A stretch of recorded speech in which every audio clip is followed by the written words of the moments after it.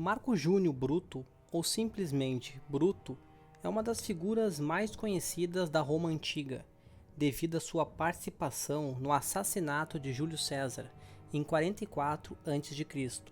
Sua história é fascinante e repleta de complexidade, envolvendo intriga política, lealdade, traição e uma luta pelo poder. Júnior Bruto nasceu em 85 a.C., em Roma, sendo o filho de uma importante família da nobreza romana.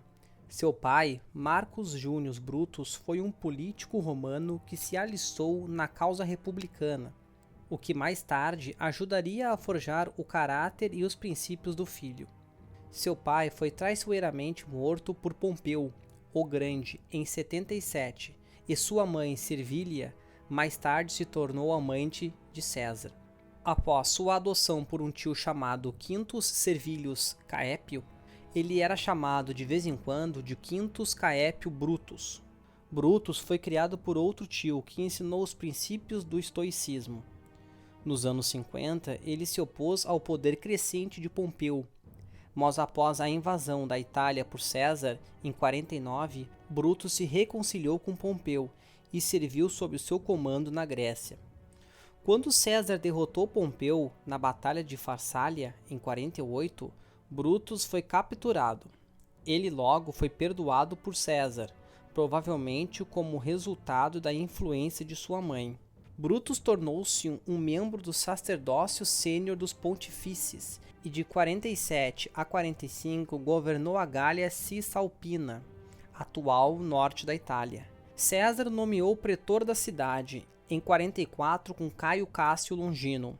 Bruto se casou com a filha de Catão, Pórcia, após a morte de Catão em 46. Bruto, como muitos outros jovens aristocratas de sua época, foi educado de forma rigorosa e desde cedo cultivou uma forte devoção aos valores da República Romana.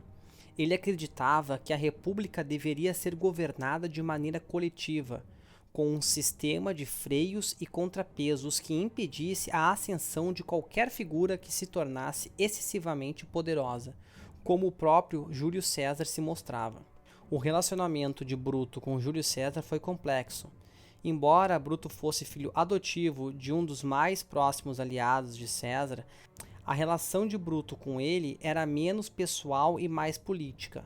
Sua mãe, Servília, teve um romance com César, o que fez com que Bruto fosse, em parte, considerado seu filho.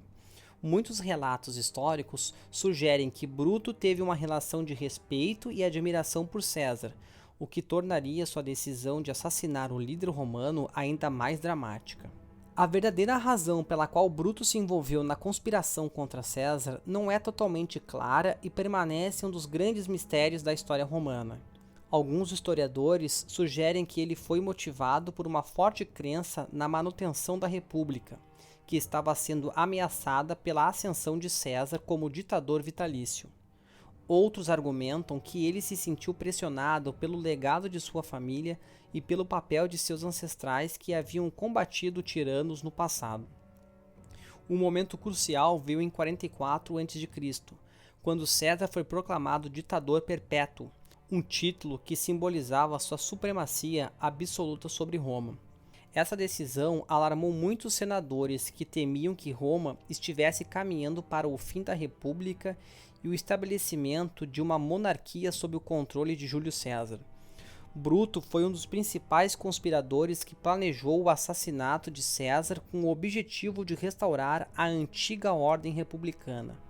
A conspiração envolveu figuras como Cássio Longínio, Ciro, Décimus Bruto e outros senadores. Foi cuidadosamente arquitetada. Bruto, apesar de seu vínculo familiar com César, acreditava que sua lealdade à República era mais importante. Ele entrou para a conspiração como um símbolo da luta contra o tirano e como uma figura que também poderia alcançar apoio popular devido à sua conexão com o líder. Na famosa data de 15 de março de 44 a.C., conhecido como Idos de Março, a conspiração se concretizou. Durante uma sessão do Senado, Bruto e outros conspiradores atacaram César. O golpe foi fatal e César morreu com 23 facadas. Um dos momentos mais célebres foi quando Bruto, aparentemente com dor no coração, também se aproximou e o golpeou, como relatado por Plutarco. O gesto de Bruto se tornou emblemático do conflito entre lealdade pessoal e a ideia de um bem maior para Roma. Após o assassinato de César, Bruto e os outros conspiradores acreditavam que a república seria restaurada.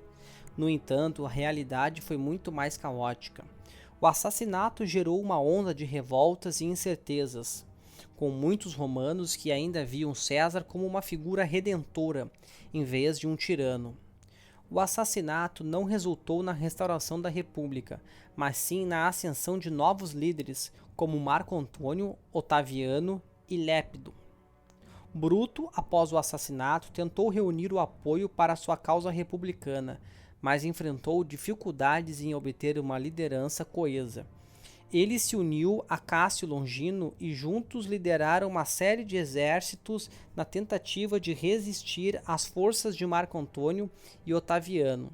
A principal batalha entre as forças de Bruto e os outros líderes republicanos ocorreu na Batalha de Filipos, em 42 a.C.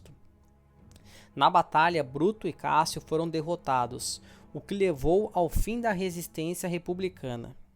Bruto, em particular, enfrentou o destino trágico de se suicidar após a derrota.